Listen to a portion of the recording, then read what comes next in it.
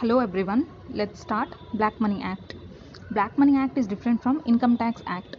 అసలు black money act ఎందుకు introduce చేశారు? ఏవైనా సరే undisclosed foreign income and undisclosed foreign assets ఉంటే కనుక వాటిని ఐడెంటిఫై చేసి అండ్ వాటి మీద ట్యాక్స్ని ఇంపోజ్ చేయడానికి ఈ యాక్ట్ అనేది ఇంట్రడ్యూస్ అయ్యింది. ఎంత అమౌంట్ ఆఫ్ ట్యాక్స్ లెవీ చేస్తారు అంటే 30% of the tax on undisclosed foreign income and assets of the previous year అనమాట. అన్డిస్క్లోజ్డ్ ఫారెన్ ఇన్కమ్ అంటే ఏంటి? ఏదైనా సరే income out side the India ఏం చేసామో అండ్ రిటర్న్ ఫైల్ చేసేటప్పుడు ఆ ఇన్కమ్ని డిస్క్లోజ్ చేయలేదు. తర్వాత అన్డిస్క్లోజ్డ్ ఫారెన్ అసెట్స్ అంటే ఏంటి? ఏవైనా సరే అసెట్స్ లేదా ఫైనాన్షియల్ ఇంట్రెస్ట్ని హోల్డ్ చేయటం, out side the India hold చేస్తామన్నమాట. హోల్డ్ చేసి వాటి యొక్క సోర్స్ గురించి ఎక్స్ప్లెనేషన్ ఇవ్వడు ఎస్ఎస్సి అనేవాడు. ఇన్ కేస్ ఇచ్చినా కూడా it is not satisfied by the assessing officer అనమాట. దాన్ని అన్డిస్క్లోజ్డ్ ఫారెన్ అసెట్స్ అంటారు. వాటి మీద 30% ఆఫ్ ద ట్యాక్స్ అనేది ఇంపోజ్ చేస్తారు. అసెసింగ్ ఆఫీసరు ఎప్పుడు ట్యాక్స్ లెవీ చేస్తాడు undisclosed foreign income and assets మీద అంటే ఎప్పుడైతే ఈ అన్డిస్క్లోజ్డ్ ఫారెన్ అసెట్స్ ఉన్నాయి అని చెప్పి తనకి నోటీస్ వస్తుందో, అంటే ఇన్ఫర్మేషన్ ఎప్పుడైతే వస్తుందో అప్పుడు ఈ ట్యాక్స్ అనేది లెవీ చేస్తాడనమాట. తర్వాత ఎవరెవరికి అప్లికేబుల్ అవుతుంది ఈ యాక్ట్ అంటే the person who is resident in India as per the section 6 of the income tax act, the person who is non resident or resident but not ordinary resident in the relevant previous year, who was resident in the India in the previous year in which the undisclosed assets located outside the India was acquired. అంటే ఏంటి? ఈ relevant previous ఇయర్లో వాడు non రెసిడెంటే, కానీ ఆ property acquire చేసినప్పుడు undisclosed foreign asset ఏదైతే ఉందో ఆ ప్రాపర్టీ ఎక్వైర్ చేసినప్పుడు he was resident in India. అలాంటి సిచ్యువేషన్స్లో even though he is non resident ఈ బ్లాక్ మనీ యాక్ట్ అనేది అప్లికబుల్ అవుతుంది. ఇప్పుడు అన్డిస్క్లోజ్డ్ ఫారెన్ అసెట్ అనేది ఫర్ సపోజ్ 5 years ఓల్డ్ అయి ఉండొచ్చు, 10 years ఓల్డ్ అయి ఉండొచ్చు. ఏ డేట్ యొక్క వాల్యూని మనం కన్సిడర్ చేయాలి అన్నది క్వశ్చన్. అది వాల్యుయేషన్ డేట్ అవుతుందన్నమాట. వాల్యుయేషన్ డేట్ అంటే ఏంటి?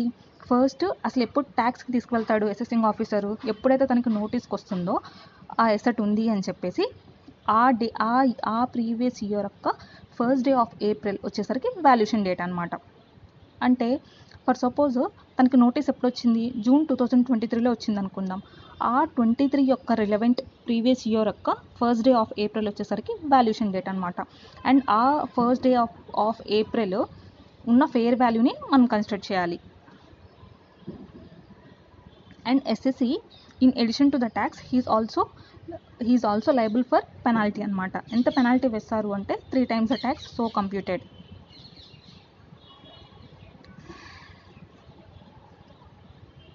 And value of undisclosed assets క్వశ్చన్స్లో అపార్ట్మెంట్స్ అని ఇచ్చాడు అనుకోండి, అప్పుడు ఏ వాల్యూ తీసుకోవాలి అంటే cost of acquisitions are the price that the property would ordinarily fetch if sold in the open market on the valuation date. అంటే వాల్యుయేషన్ డేట్ అంటే ఏంటి? మళ్ళీ notice of assessing officer and ఆ రిలవెంట్ ప్రీవియస్ ఇయర్ యొక్క first day of April అనమాట. ఆ valuation date యొక్క value ఏదైతే ఫెయిర్ మార్కెట్ వాల్యూ ఉందో ఆ value. So cost of acquisitions or fair market value whichever is higher. In case of bank deposits అయితే మనం bank account open చేసిన first day నుంచి ఏదైతే sum of all the deposits made shall be taken into account with the bank అనమాట. మొత్తం sum of all deposits consider చేయాలి. And any deposit made from withdrawal from account అనమాట. అంటే వేరే account నుంచి ఏదైనా విత్డ్రాల్ చేసి మళ్ళీ డిపాజిట్ చేస్తే కనుక it should not be considered అనమాట. ఆ డిపాజిట్గా కన్సిడర్ చేయకూడదు. తర్వాత టైం లిమిటేషను బ్లాక్ మనీ యాక్ట్కి అప్లికబుల్ అవుతుందా అంటే అప్లికబుల్ అవ్వదన్నమాట. There is no time limit for initiations of proceedings under the black money act. అంటే ఆ ప్రాపర్టీ 10 years అయినా 20 years అయినా 15 years ఓల్డ్ అయినా ఎంత టైం పీరియడ్ అయినా కూడా ఏ టైం లిమిటేషన్స్ అనేది లేదు. Irrespective of time limit proceedings can be initiated. తర్వాత ఇప్పుడు చూడండి, ఈ ప్రాపర్టీని పర్చేస్ చేశాడు. ఎంత? 45 lakhsకి. కాస్ట్ ఆఫ్ ఎక్విజిషన్ అవుతుంది. తర్వాత value on the valuation date అంటే fair market value 55 lakhs. Whichever is higher మనం కన్సిడర్ చేస్తే value of undisclosed foreign assets వస్తుంది 55 lakhs. And value of the foreign bank account ఎంత ఉంది? 70 lakhs ఉంది కదా. ఈ 70 lakhs బ్యాలెన్స్లో మనం ఆల్రెడీ 45 lakhs అనేది ఇన్వెస్ట్మెంట్ చేసేసాం. ఎలా? ఈ అపార్ట్మెంట్ని పర్చేస్ చేయడానికి 45 lakhs యూజ్ చేసాం కాబట్టి క్లోజింగ్ బ్యాలెన్స్ ఎంత ఉంటుంది అంటే 25 lakhs ఉంటుంది అనమాట. So for undisclosed foreign assets ఈ అపార్ట్మెంట్స్ యొక్క వాల్యూ ఏంటి, cost of acquisitions or the price that the property would ordinarily fetch if sold in the open market on valuation date 55 lakhs whichever is higher. తర్వాత ఇక్కడ చూడండి, acquired the residential property on 25th of June 2009 ఫర్ $20,000 అనమాట. Bank deposits అంటే undisclosed foreign income assets ఉన్నాయి, apartments ఉన్నాయి, at the same time bank deposits ఉందన్నమాట. ఎప్పుడు నోటీస్ ఆఫ్ ద అసెసింగ్ ఆఫీసర్కి వచ్చింది, 20th of October 2023కి వచ్చింది. అంటే రిలివెంట్ ప్రీవియస్ ఇయర్ ఏంటి 23, ఆ 23 ప్రీవియస్ ఇయర్ యొక్క ఫస్ట్ డే ఆఫ్ ఏప్రిల్ వచ్చేసరికి వాల్యుయేషన్ డేట్ అవుతుందన్నమాట. And fair market value of the property క్వశ్చన్లోనే ఇస్తాడు information. On the 1st April అంటే వాల్యుయేషన్ డేట్ యొక్క ఫేర్ మార్కెట్ వాల్యూ వచ్చేసరికి $25,000.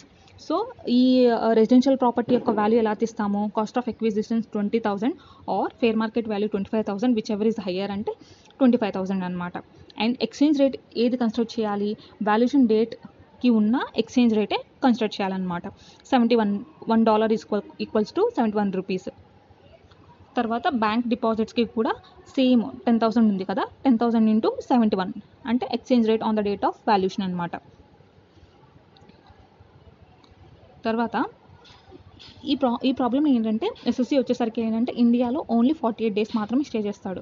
So he is non resident in the relevant previous year. అయితే తను ఒక హౌస్ ప్రాపర్టీని ఎక్వైర్ చేస్తాడనమాట అవుట్ సైడ్ ద ఇండియా. 80 lakhsకి ఎక్వైర్ చేస్తాడు. దాంట్లో 55 lakhs మాత్రమే డిస్క్లోజ్ చేస్తాడు రిటర్న్ ఫైల్ చేసేటప్పుడు. So which is white money అనమాట. బ్యాలెన్స్ 25 lakhs ఏదైతే ఉందో అది బ్లాక్ మనీ అంటే అన్డిస్క్లోజ్డ్ ఇన్కమ్ అయిపోతుంది. తర్వాత ఆ ప్రాపర్టీ నోటీస్ ఎప్పుడు అసెసింగ్ ఆఫీసర్ యొక్క నోటీస్కి వస్తుందంటే March 2024లో తనకు నోటీస్కి వస్తుంది. సో రిలవెంట్ ఇయర్ ఏంటి, ప్రీవియస్ ఇయర్ ఏంటి 24. ఆ 24 యొక్క ప్రీవియస్ ఇయర్ యొక్క ఫస్ట్ డే ఆఫ్ ఏప్రిల్ ఏమవుతుంది, ఫస్ట్ డే ఆఫ్ ఏప్రిల్ 2023 అనేది ఏమవుతుందంటే వాల్యుయేషన్ డేట్ అవుతుందన్నమాట. ఆ డేట్ యొక్క వాల్యూయే మనకి ఫేర్ మార్కెట్ వాల్యూ కన్స్ట్రక్ట్ చేస్తాం అనమాట.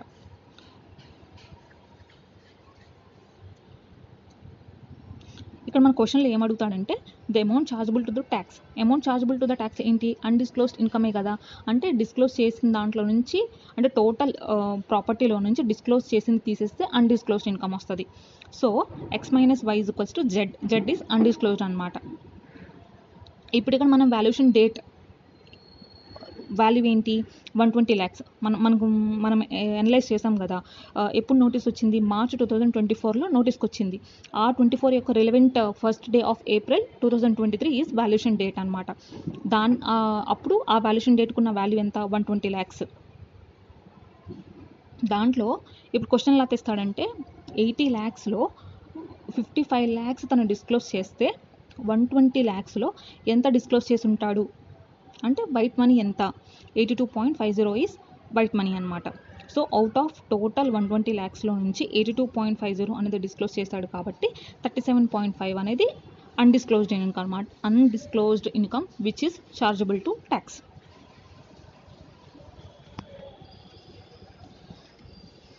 ఇది మళ్ళీ చెప్తాను. ఫస్ట్ ఏంటంటే తన దగ్గర 80 lakhs వర్త్ ఆఫ్ ప్రాపర్టీ ఉంటుంది. దాంట్లో 55 lakhs మాత్రమే డిస్క్లోజ్ చేస్తాడు అంటే వైట్ వెళ్ళిపోతుంది, మిగతా బ్యాలెన్స్ 25 అనేది బ్లాక్ అవుతుంది అనమాట.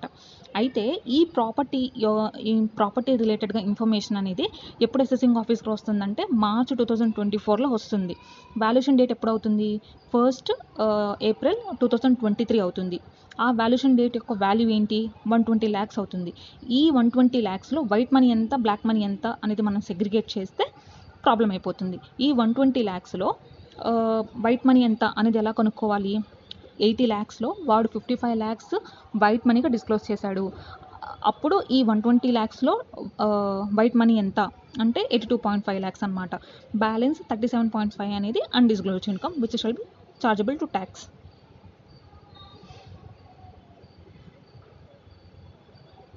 Thank you all.